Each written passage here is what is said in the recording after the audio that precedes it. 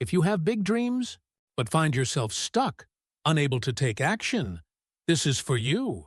We've all been there, our minds filled with exciting visions of the future, yet in reality, we procrastinate, putting things off again and again. You make a New Year's resolution, determined that this time will be different. But before you know it, old habits creep back in, and you're right back where you started. Guilt sets in, followed by resignation. Maybe this is just who I am.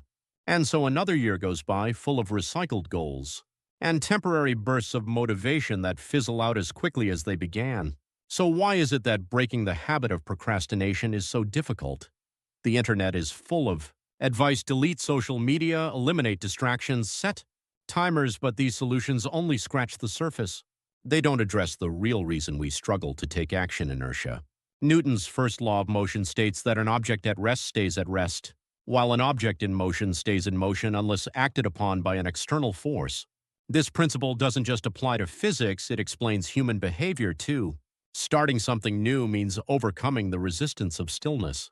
That initial push requires effort, and if it feels too overwhelming, we instinctively turn to distractions: TV, scrolling through our phones, anything to avoid the discomfort of beginning.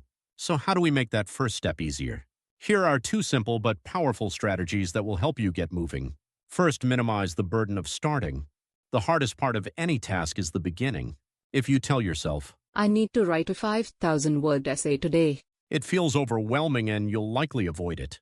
But what if you say, I'll just write 50 words? Suddenly it feels manageable. The same applies to cleaning. I have to clean the entire room is daunting. But I'll tidy up for 2 minutes feels easy. And often once you start, you'll find yourself continuing far beyond those first 2 minutes. Second, use the 2-minute rule. This concept, emphasized in many self-development books, suggests committing to an activity for just 2 minutes.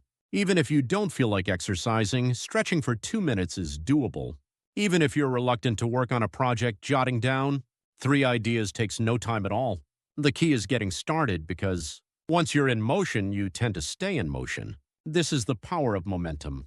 These strategies work in every aspect of life.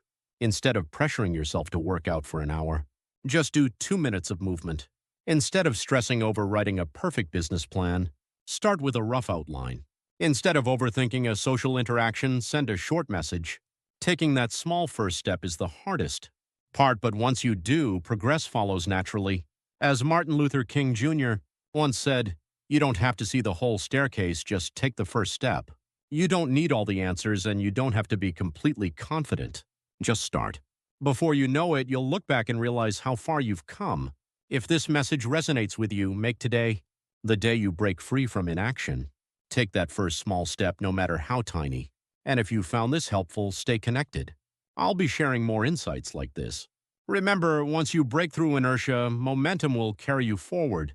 Let's take that step together.